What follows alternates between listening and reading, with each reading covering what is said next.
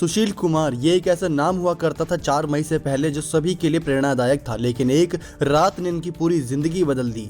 हर रात जागकर जब सुशील कुमार मेहनत किया करते थे तो उन्होंने नहीं सोचा होगा कि उनके जीवन में एक ऐसी रात आएगी जो उनकी जिंदगी हमेशा के लिए बदल देगी।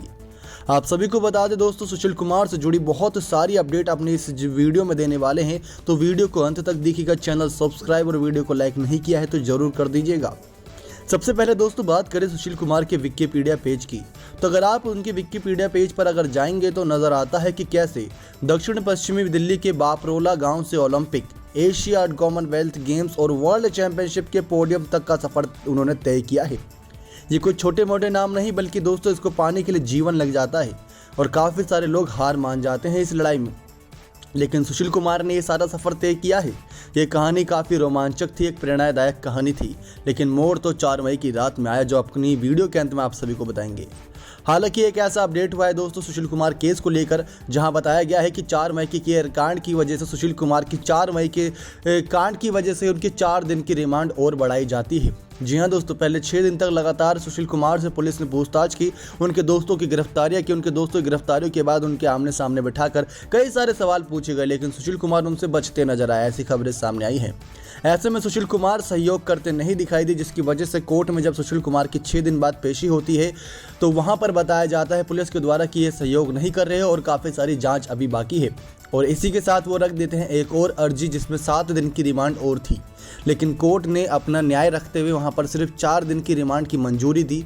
और ऐसे में सुशील कुमार केस की छानबीन आगे जारी है।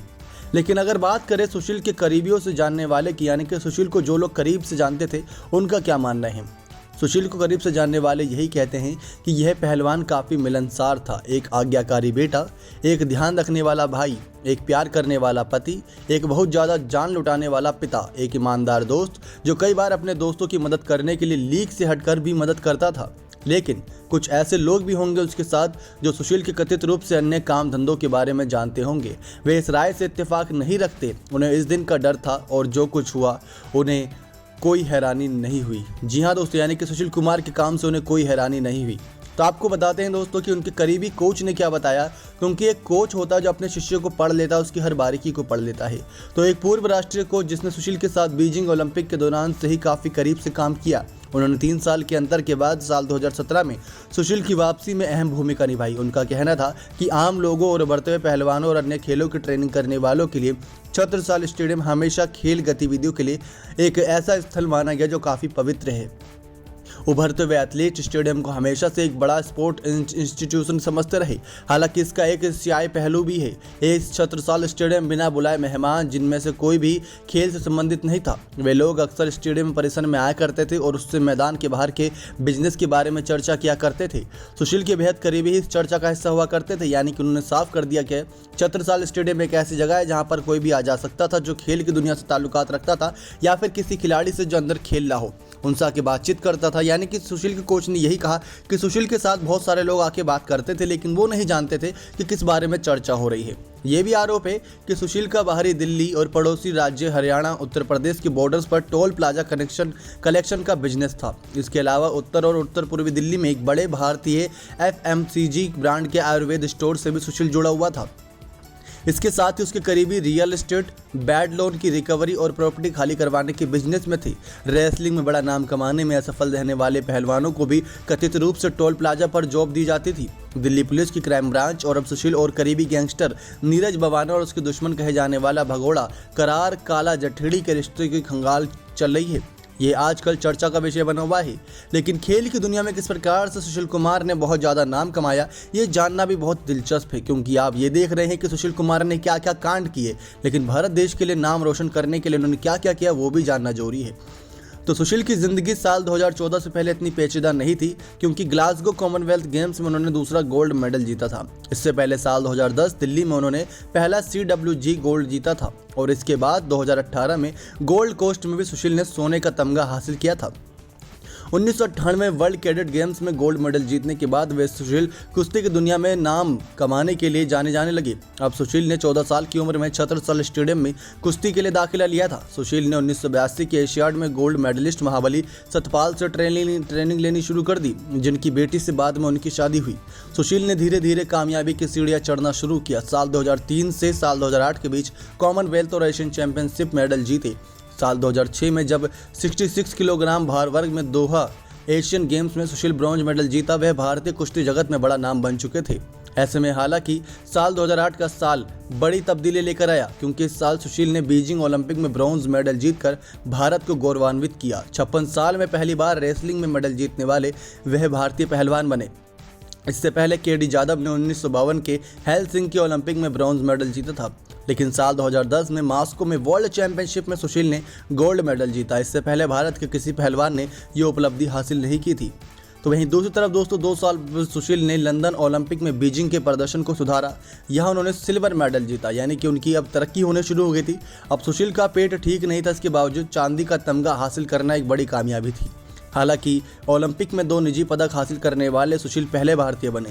भारतीय खेल के पोस्टर बॉय बन चुके थे सुशील। कई पहलवानों ने सुशील से प्रेरणा ली। टोक्यो ओलंपिक में जाने वाले पहलवानों में से 3 रवि दहिया, बजरंग पुनिया और दीपक पुनिया भी सभी छत्रसाल स्टेडियम से ही निकले हैं। इंटरनेशनल करियर में कामयाबियों के चलते सुशील को सरकार ने कई इनाम दिए, कई स्पॉन्सर भी मिले। नॉर्दर्न रेलवे स्पोर्ट्स एसोसिएशन ने साल 2013 में एडमिनिस्ट्रेटिव ऑफिसर के पद पर नौकरी भी दी, जिससे अब उनको सस्पेंड भी कर दिया गया है। बाद में सुशील को डेप्यूटेशन पर दिल्ली सरकार के एजुकेशन डिपार्टमेंट में ऑफिसर ऑन स्पेशल ड्यूटी पर छत्रसाल में लाया गया। ये सब दोस्तों इनकी एक अलग ही प्रेरणादायक कहानी है, लेकिन इसी कहानी का एक हिस्सा बन चुका है 4-5 मई की रात की वो घटना। जी हाँ दोस्तों, वो एक ऐसी घटना है जिसको भुलाए नहीं भूल सकते। कोई कह रहा है प्रॉपर्टी विवाद, कोई कह रहा है गैंगस्टर वॉर है, लेकिन आपको बताते हैं अब असल सच्चाई क्या है। दरअसल दोस्तों सागर के साथ जो शख्स मौजूद थे, सोनू और अमित, उनमें से बताया जाता है सोनू महाल काला जठेड़ी का ही रिश्तेदार है, जिससे सुशील कुमार भी नफरत करता था, क्योंकि सुशील कुमार और काला जठेड़ी के पहले रिश्ते अच्छे हुआ करते थे, लेकिन बाद में रिश्ते में खटास आ गई, जिसकी वजह से अब सुशील कुमार ने यह ठान लिया था कि कोई भी काला जठेड़ी के शख्स उसके आसपास नहीं मंडराएगा। ऐसे में सागर जो पिछले 1 साल लगे लॉकडाउन की वजह से काफी परेशान घूम रहा था। भले ही बीच में लॉकडाउन खुला, लेकिन इन पहलवानों की जिंदगी में कुछ बड़ा बदलाव नहीं आया। वैसे तो दोस्तों लॉकडाउन ने हर किसी की ज़िंदगी तबाह कर दी, लेकिन पहलवानों की ज़िंदगी पर बहुत बुरा असर पड़ा, क्योंकि कमाई का कोई जरिया बचा नहीं था, पहलवानी के लिए कहीं गुड़ दिखाने का काम बचा नहीं था, और इसी के साथ साथ जो बाउंसर गिरी वो सब किया करते थे वो भी खत्म हो गई, क्योंकि सभी लोग अपने घर में सुरक्षित बैठे थे। ऐसे में इनको अपनी फिटनेस में ध्यान रखना पड़ता है, जिसकी वजह से इनको अलग धंधों में हाथ आजमाना पड़ा, जिसकी वजह से इन्होंने गैंग का रुख किया। तो ऐसे में सागर ने भी गैंग का रुख किया, लेकिन सुशील ने कई बार समझाने की कोशिश की कि तू जो कर रहा है वो गलत कर रहा है, और इसी के साथ साथ सुशील अपने फ्लैट में कोई भी गैर इरादतन काम नहीं चाहता था, जहां पर सोनू अपने कुछ ऐसे मंसूबों का अंजाम देता था सुशील के ही फ्लैट में सागर की सहायता से, जो सुशील को पसंद नहीं आता था, जिसकी वजह से सुशील और सागर के बीच ये मतभेद हुआ, क्योंकि इसके पीछे की वजह सोनू बना। सोनू काफ़ी ज़्यादा ताव में आ गया था, सुशील कुमार की कॉलर से पकड़कर उसकी बदतमीजी की थी, जिसकी वजह से उस दिन सुशील कुमार अपना आपा खो बैठे और ये सब कांड हो गया, और सुशील ने 20-25 बदमाशों को बुलाकर इनकी पिटाई करवा दी। लेकिन वो बदमाश नशे की हालत में थे और सागर की इतनी पिटाई कर दी कि उस बेचारे की जान ही चली गई। खबरों के मुताबिक यही सारी कहानी छन छन कर सामने आई है, जो आप सभी तक बता दी गई है। दोस्तों आशा करते हैं आपको बहुत सारी जानकारी मिल गई होगी हमारे इस वीडियो के माध्यम से। ऐसी और जानकारी पाने के लिए चैनल को सब्सक्राइब बने रहेगा, क्योंकि अब सुशील को 4 दिन की और रिमांड में भेजा गया है। सुशील की हालत काफ़ी नाजुक हो चुकी है, उनकी हर 24 घंटे में मेडिकल जाँच होगी, ऐसी खबरें भी सामने आई हैं। नेक्स्ट 9 स्पोर्ट्स की रिपोर्ट।